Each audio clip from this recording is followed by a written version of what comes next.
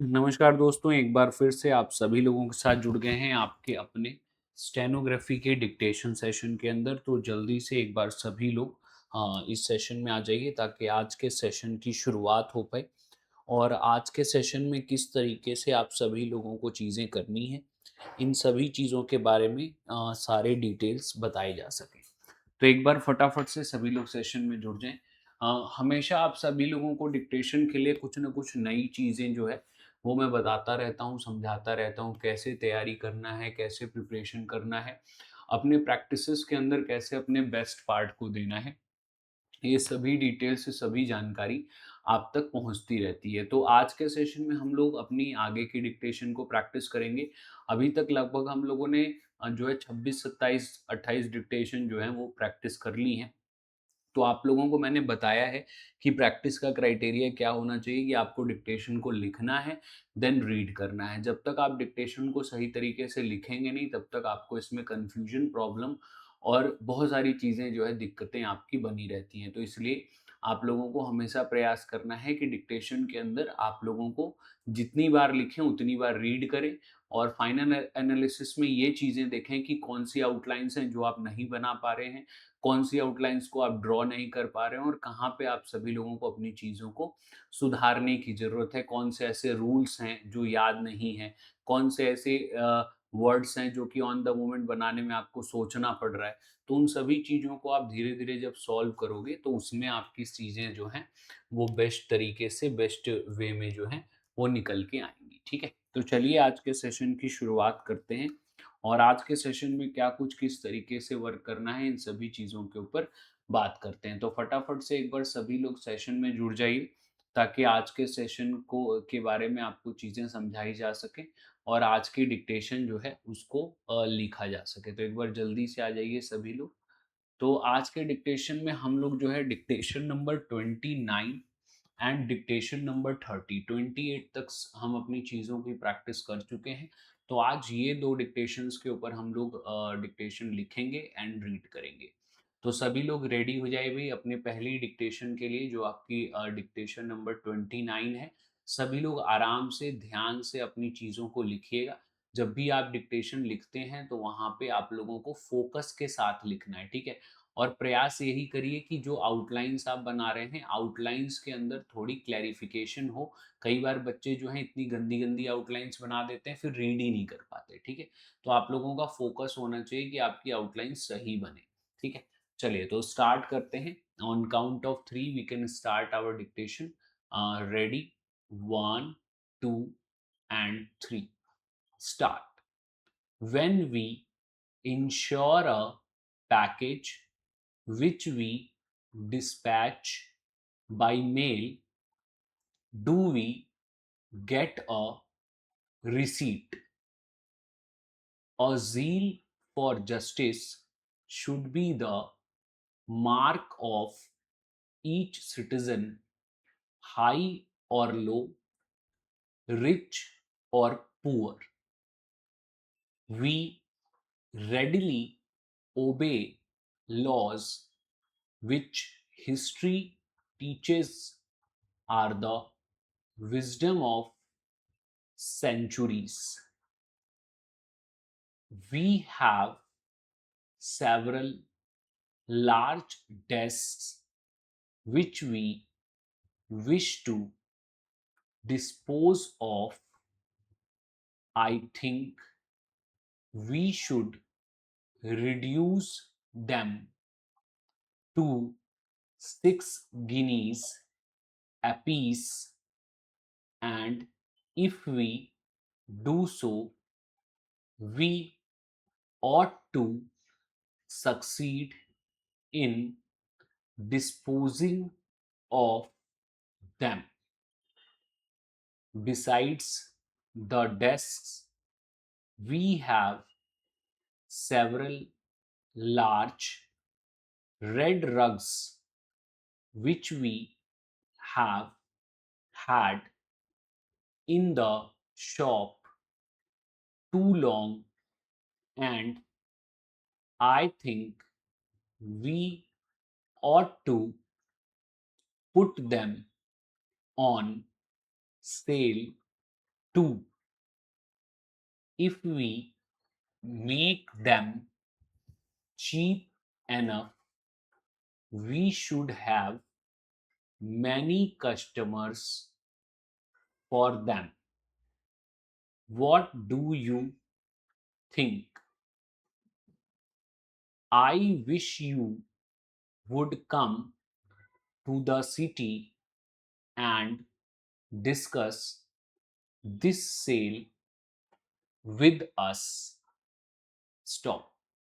तो यहाँ पे देखिए ये मेंशन है कि ये आपकी 91 वर्ड्स थे टोटल, 1 से लेके जो 4 पॉइंट्स आप सभी लोगों ने लिखे, तो ये आपके टोटल आपके 91 वर्ड्स थे, ठीक है। तो हमारा प्रयास यही है कि भाई लगभग आप लोगों को अगर ये 91 वर्ड्स हैं तो 1 मिनट या 1 मिनट 15 सेकंड 20 सेकंड के अंदर जो है इनको लिखवा दिया जाए, जिससे कि आप लोगों को मैंने बोला है कि 80 की स्पीड के ऊपर हम लोग काम कर रहे हैं, ठीक है। और प्रयास यही कि हम लोग 80 वाली स्पीड को ही आगे कंटिन्यू करते हुए चलेंगे, ठीक है। तो 80 की स्पीड के ऊपर आप सभी लोगों को सबसे पहले काम करना है कि भाई जो आपकी 80 वर्ड पर मिनट की स्पीड है ये आपकी मेंटेन्ड होनी चाहिए। अगर इसके तहत आप लोग चीज़ें करोगे तभी आपको वर्क प्रोसेस जो है वो आसानी से आप सभी लोगों का हो पाएगा। तो यहाँ पे आपको प्रयास ये करना है कि अराउंड 80 वर्ड पर मिनट की स्पीड जो है वो आप सभी लोगों की मेंटेन रहनी चाहिए, और उसके तहत ही आपकी जो चीज़ें हैं वो आपकी बेहतर तरीके से ग्रो कर पाएंगी। तो आप लोगों को यहाँ पे फोकस यही करना है, ठीक है। बाकी जब आप आउटलाइंस बना रहे हैं तो कहीं पे आपको कंफ्यूजन होती है या कहीं पे आपको ऐसा लगता है कि हमें जो है ये चीज़ें क्लियर नहीं हो रही हैं, हम इसको ड्रॉ नहीं कर पा रहे हैं, तो आप उन आउटलाइंस को अलग से लिख लीजिए, उनकी 3 लाइन अलग से प्रैक्टिस करिए, जिससे कि आपको उनको बनाने का कॉन्फिडेंस जो है वो डेवलप हो जाएगा, ठीक है। तो हमने फर्स्ट डिक्टेशन जो है वो 29 वाली जो थी उसको लिखा, और आप सभी ने देखा कि डिक्टेशंस कैसे चल रही थी। ऐसे ही आपको प्रैक्टिस करने से ही डिक्टेशन लिखने का हैबिट डेवलप होगा, क्योंकि अगर डिक्टेशन लिखने का हैबिट डेवलप नहीं है तो जब आप मैगजीन पे जाएंगे तो एकदम से जब डिक्टेशन लिखना होगा तो आप सभी लोगों के लिए प्रॉब्लम जो है वो क्रिएट होगी। तो इसलिए वहां पे आप प्रयास करिए कि आपको डिक्टेशन लिखने का प्री प्रायर हैबिट रहे, ताकि डिक्टेशन में जब मैगजीन पे जाएं तो कोई समस्या ना आए। तो चलिए 29 की डिक्टेशन हमारी हो गई। अब नेक्स्ट हम लोग जो है 29 के बाद अपनी 30 डिक्टेशन को लिखेंगे। ये काफ़ी छोटी डिक्टेशन है, 4 पॉइंट्स ही हैं, तो आराम से लिखी जानी चाहिए। तो रेडी हो जाइए भाई, on count of 3 we can start. 1 2 and 3 start. I wish to cancel my passage on the vessel sailing on 16th March. The judges' counsel is wise and sincere, and I think we should listen to what he says. I will write to an officer of the firm today, and when I receive an answer, I will get in touch with you. When you know these lessons thoroughly, you will be on your way to a business career. Stop. तो देखिए जब dictation में number of words कम होते हैं ना, तो आप लोगों ने देखा होगा कि डिक्टेशन जल्दी लिखी जाती है। तो जब नंबर ऑफ वर्ड्स कम रहते हैं तो हमें डिक्टेशन आसानी से लिखी जाती है। वही जहाँ पे बड़ी डिक्टेशन होती है तो बड़ी डिक्टेशन हमें आसानी से नहीं लिखी जाती है। ऐसा क्यों होता है? ऐसा इसलिए होता है कि जब छोटी डिक्टेशन होती है तो जो बहुत सारे वर्ड्स होते हैं वो हमारे माइंड में फीडेड होते हैं, हम उनको जल्दी जल्दी बना लेते हैं।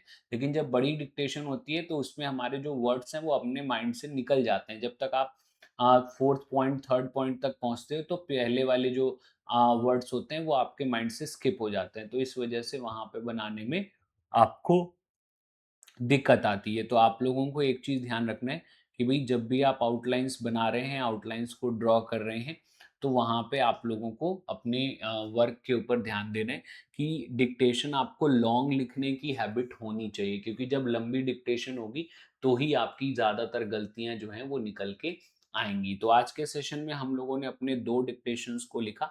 डिक्टेशन नंबर जो है एक्सरसाइज़ नंबर जो हमारी थी 29 थी, और एक्सरसाइज़ नंबर जो है हमारी 30 थी। तो अब आप लोगों को इन जो 2 डिक्टेशंस हमने लिखी हैं, एक बार इनको दोनों ही डिक्टेशन को कम से कम 3 से 4 बार आप लोग बनाइएगा, 3 टू 4 टाइम्स। और ये प्रयास करिएगा कि 3 टू 4 टाइम्स जब आप बना रहे हैं, तो ऐसा नहीं है कि सिर्फ़ बना के छोड़ देना है, आपको लिखना भी है और रीड भी करना है। तो बनाने के बाद आप लोग जो है इसको पढ़िएगा भी ज़रूर से कि भई आप इसको पढ़ पा रहे हैं कि नहीं, ठीक है? क्योंकि जब तक आप इसको रीड नहीं करेंगे, आउटलाइन्स को पढ़ने की हैबिट नहीं डेवलप करेंगे, तब तक आप लोगों को बहुत सारा कन्फ्यूजन, बहुत सारा प्रॉब्लम जो है, वो आपका होने वाला है। तो आउटलाइन्स को रीडिंग एंड राइटिंग, इन दोनों के ऊपर आपको फोकस करना है, और इनके तहत ही आपको अपनी चीज़ों को सही वे में लेकर जाना है। ठीक है मेरे भाई? चलिए, तो यहाँ पे आपका जो है, हम लोगों का डिक्टेशन 2 कंप्लीट हो गया है। अब आप लोग इसको प्रैक्टिस कर लेना, फिर हम लोग नेक्स्ट सेशन में नेक्स्ट डिक्टेशन लिखेंगे। तो चलिए, आज के लिए इतना ही। मिलेंगे अगले सेशन में अगली बातों के साथ। तब तक आप सभी अपना ध्यान रखें और बने रहें हमारे साथ, ताकि होती रहे आपकी स्टेनो और भी स्ट्रॉन्ग। बाय बाय, जय हिंद।